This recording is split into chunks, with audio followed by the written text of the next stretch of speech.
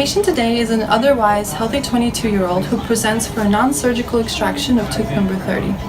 We want to make sure to relieve his pain and improve his function today. I previously saw this patient on a different consultation, and so today I would like to check his vital signs to make sure that he is able to have his extraction today. Looking into his general health history on Axiom, we can tell that his blood pressure is 120/80, the pulse is 60, respiratory rate 10, and the temperature is 98.6 degrees. These are all within normal limits, and so this will classify him as ASA class 1, and so we can perform the procedure today at NYUCD. Hello Yaki, I'm your student doctor today. I'm going to be treating you at NYUCD. Just wanted to talk to you about some of the concerns you may be having. Okay. Is this your first extraction that you've had? Yeah. You've never had an extraction before? No.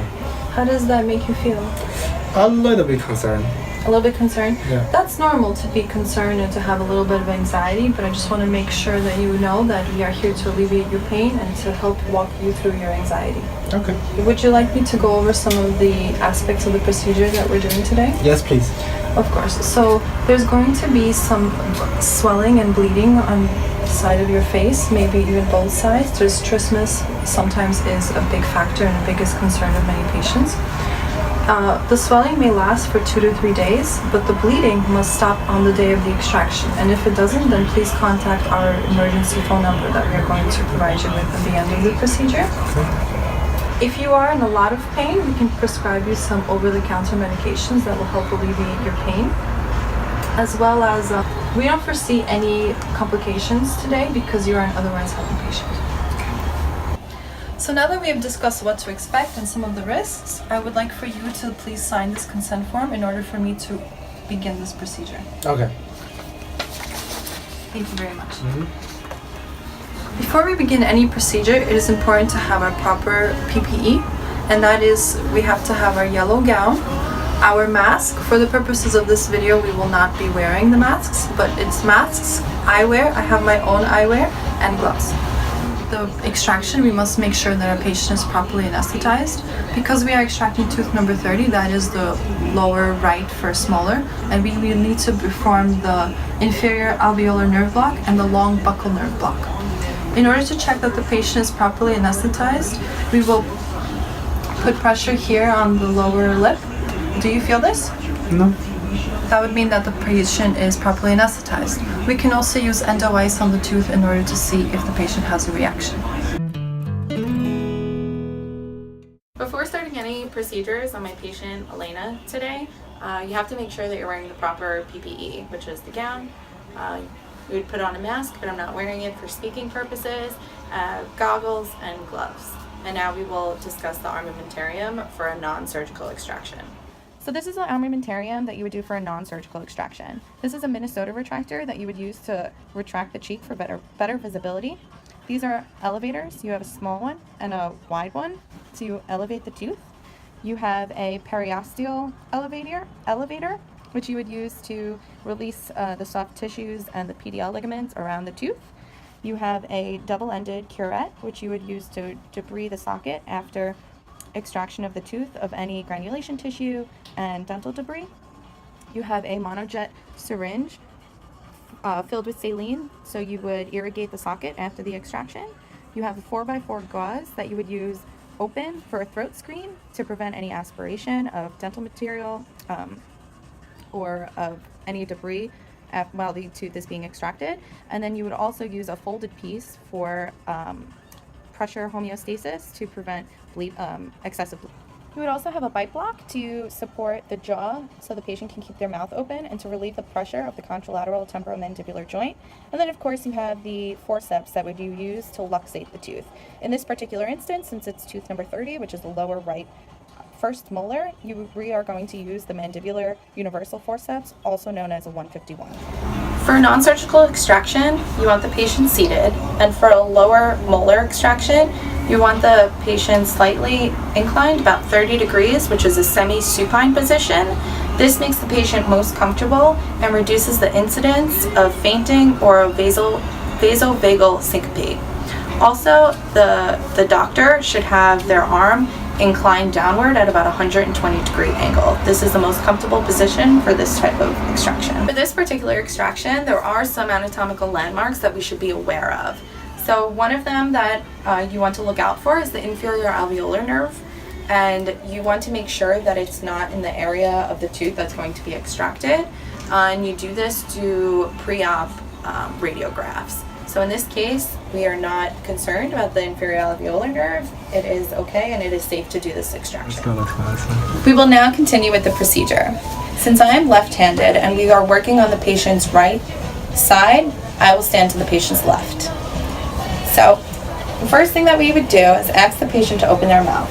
We will use a bite block on the contralateral side of the side that we're working on and have the flat part against the cheek.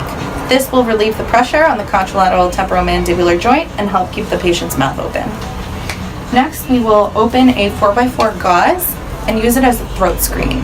This will prevent any aspiration of any materials or dental debris while the extraction is taking place. You will also use a Minnesota retractor against the side where you're working for better visibility. Next, we will use a periosteal elevator with a finger rest, holding it in a pen grasp and using the sharp end, go around the tooth 360 degrees to release the PDL fibers. Next, we will use a small straight elevator, holding the handle in the ball of my hand using a finger rest. It has a cupped serrated edge and you want that side against the tooth that you're working on. So you put the cupped side on the mesial aspect of the tooth, then you turn it clockwise against resistance. Then you do the same thing on the other side with the cupped side against the tooth on the distal, and then you turn it counterclockwise against resistance. This help expands the buccal and lingual plates.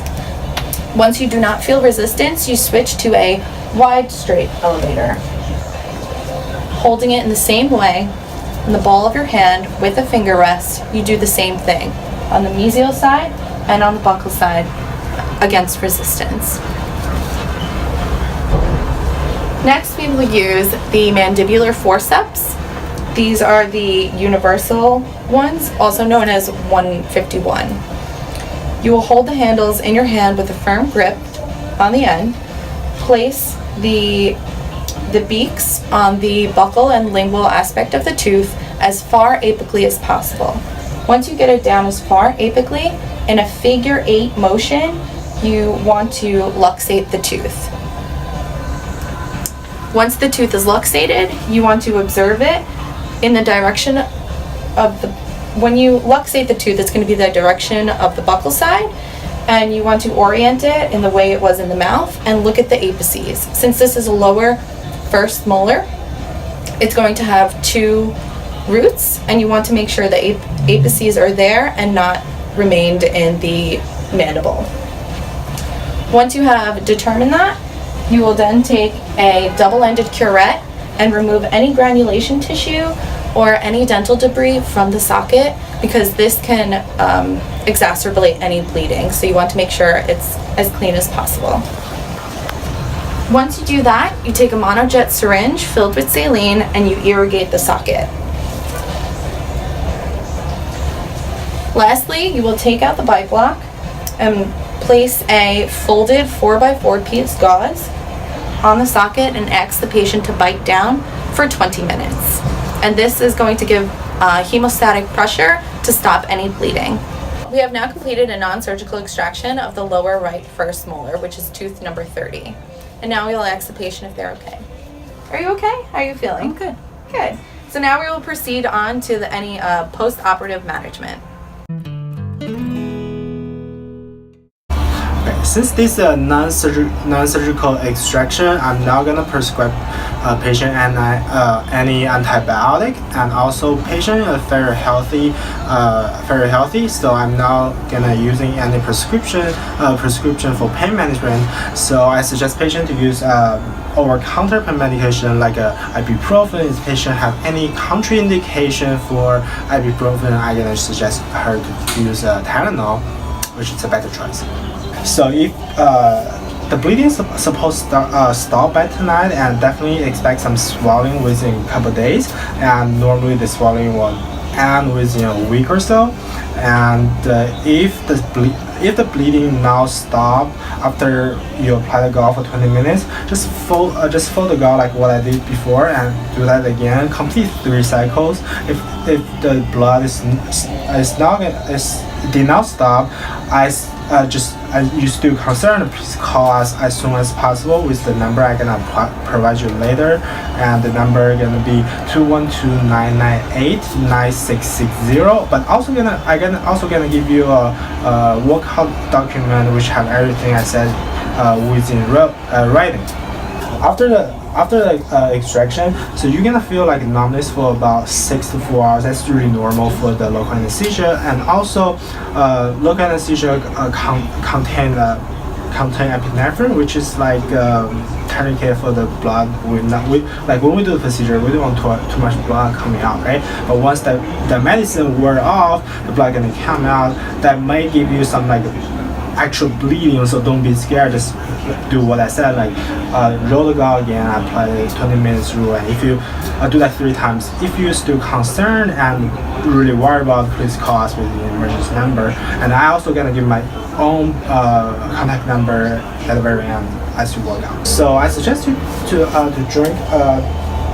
drink without any straws, and do not spit, and also do not rinse, because they're gonna irritate the clot, and they're gonna delay the healing. And for food choice, I really suggest you to eat anything cold, like ice shake or milkshake or ice cream, and do not eat anything hot and spicy. And also please do not eat anything too hard and chewy. So soft food like Jello, that can be a better choice for you. Okay, so do you have any questions? No? And here's the workout form which I just mentioned before. And also, if you feel any really concerned about your situation, and you feel any situation going worse, please call us as soon as possible. And I would like to see you within a week to see how the wound healing situation, how you recovery. And I would like to have you schedule an appointment while you work out, and or you can just call us with the number I listed right here. Okay? All right, good.